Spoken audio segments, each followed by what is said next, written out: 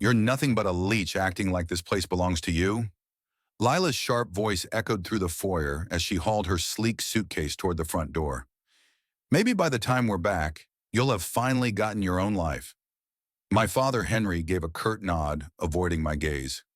We've been more than kind letting you crash here without paying a dime. Most parents would have booted their grown kids out ages ago. I stood rooted in the kitchen doorway, my morning coffee growing cold in my shaky hands. This is my house, I murmured. Mom left it to me. You know that. Lila rolled her eyes with exaggerated flair. Oh, here comes that fairy tale again. Tell her, Henry. My father's jaw clenched.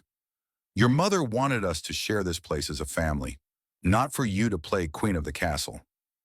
Legally, I'm still... Legally what, Dad? I pressed, my voice steadier than I expected. He grabbed his suitcase handle. We'll miss our flight. Mara's already in the car. The door slammed shut behind them, leaving me in the hollow quiet of the Victorian home my mother had poured her soul into restoring before cancer stole her 5 years ago. My name is Elena Hart. I'm 24, and despite what my father and stepmother think, I'm the rightful owner of this house in suburban Philadelphia. My mother made sure of it, securing the property in a trust with me as the beneficiary after she passed. All I want is respect for her wishes and recognition of what's mine. Standing in my way are Henry, who's conveniently ignored the trust terms, and Lila, my stepmother of 3 years, who treats me like an annoying squatter. I took a deep breath and stepped to the bay window, watching their car reverse down the driveway. My stepsister, Mara, 16, sat in the back, her face glowing from her phone. They were off to the Bahamas for 10 days, a family trip I'd been pointedly left out of. As their car vanished around the bend, a familiar ache of hurt and fury swelled inside me. I'd put up with their coldness for years, convincing myself it's what Mom would have wanted, to keep us together despite her absence. Then my phone buzzed. An email from Lila to Henry, accidentally sent to me too. Henry, I talked to Gerald. He says when we're back, we can push to get Elena out of the house legally. He thinks her story about Beatrice's wishes won't stick without the original trust papers. My stomach lurched. Who was Gerald? What did she mean about the original documents? A creeping dread settled in. This was worse than I'd thought.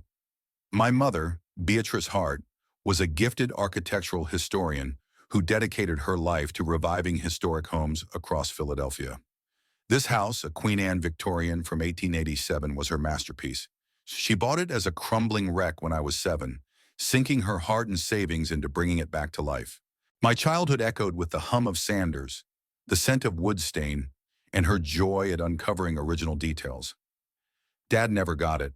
An accountant, he grumbled about her pricey obsession, straining their marriage long before her diagnosis. They stayed together, mostly for me.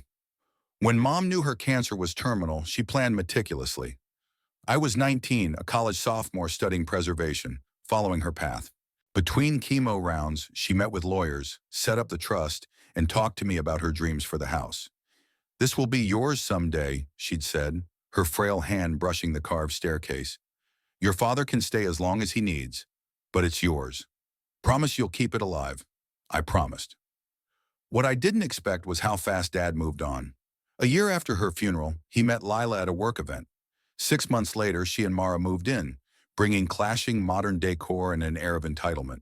I tried to adapt, still grieving, still in school, clinging to any shred of family. Lila's rare kindness felt forced, Mara stayed aloof, and Dad changed.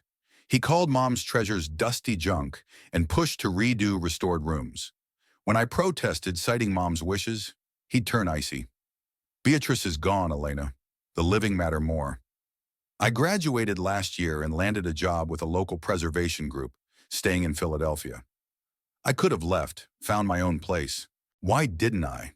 This house was Mom's gift to me. Leaving felt like abandoning her, so I endured the snide remarks, the exclusion, the slow erasure of my place here. Now, staring at Lila's email, I wondered if my patience had been naive. With them gone, I decided to dig for answers. I started in Dad's office, once Mom's cozy library.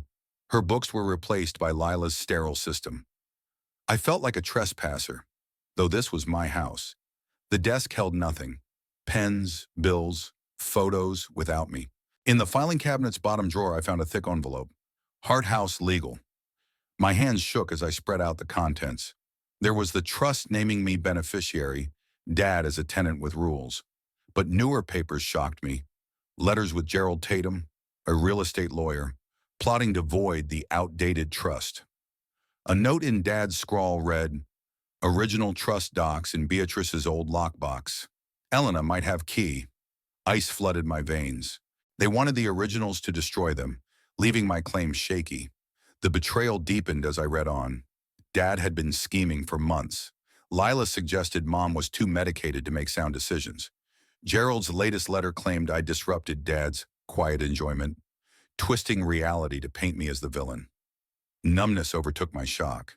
Dad wasn't just forgetting. He was stealing my inheritance, erasing Mom's will. I gathered the papers and went to my room, pulling a fireproof box from my closet. Mom's last gift. Inside was the original trust and an unopened envelope. In case of disputes, I tore it open. A letter in Mom's handwriting fell out, with a card for Nora Phillips, trust administrator. "My darling Elena, if you're reading this, Henry's forgotten his promises. I hoped he'd honor me, but I prepared for this. Nora can enforce the trust. The house is yours. Don't let anyone take it. Love, Mom." Tears stung as I traced her words. She'd foreseen this, even from my own father. I should have felt safe with this proof, but loss hit harder. The dad I'd known, imperfect but decent, was a lie. I had the tools to fight, but I wasn't ready to shatter what family remained. I hid everything, questions swirling. How long had he planned this? Was Lila part of it from the start? Had he ever accepted Mom's wishes? The next day I called Nora Phillips. Her warm voice answered, "I've been waiting for your call, Elena." We met that afternoon in her downtown office. Nora, a sharp-eyed woman in her 60s, reviewed my documents. Beatrice was meticulous. "Henry can live here rent-free for life if he respects your ownership. He's doing the opposite." I showed her the evidence. "He's trying to undo the trust." Nora's face hardened. "That's a major violation." She studied Gerald's letters. "This lawyer's bold. Any other issues?" I hesitated, then spilled it. The hostility, the exclusion, the latest trip snub. She nodded, scribbling notes. "That breaches the terms, too. Beatrice built in safeguards." "Like what?"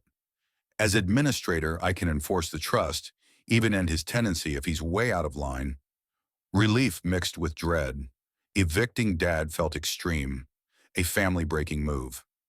"I don't want him out," I said. "Just respect." Nora softened. "Let's send a letter reminding him of the rules. It might snap him back." She drafted it, outlining his duties and requesting a meeting post-trip. "It'll be waiting when he's back," she said. "Keep records if he pushes back." I left hopeful. Maybe he'd see reason. That night, a text from Lila hit. "We need to talk about your attitude while we're gone. Henry's upset.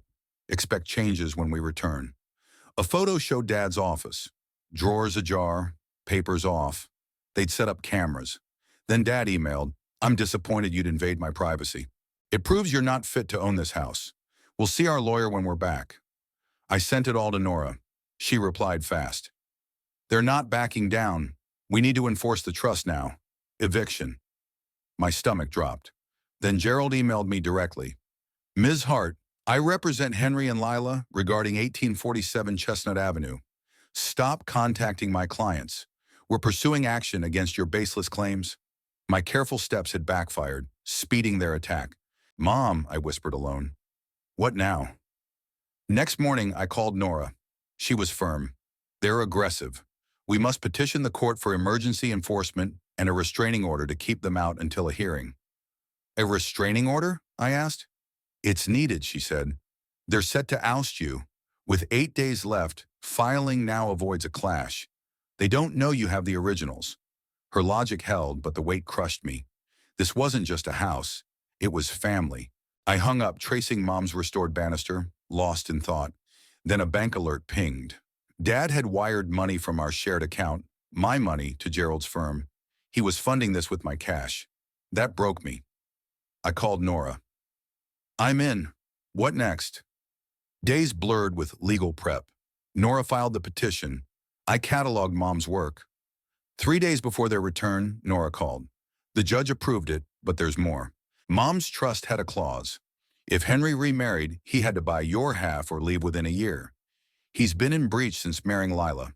And there's a letter. At her office, I read Mom's words.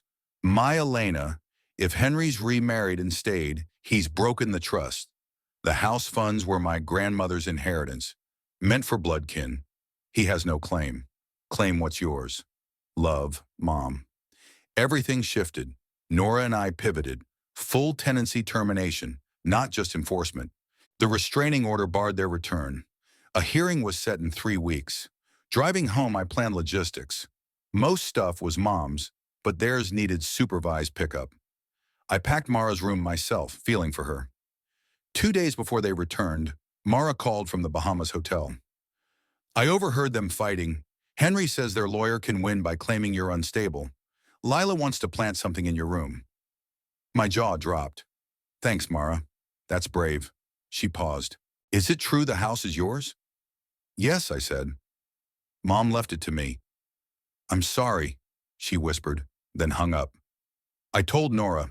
She acted fast, tightening the restraining order. No entry, even for belongings. Court supervised only. Dad called next, syrupy sweet. We're sorry, Elena.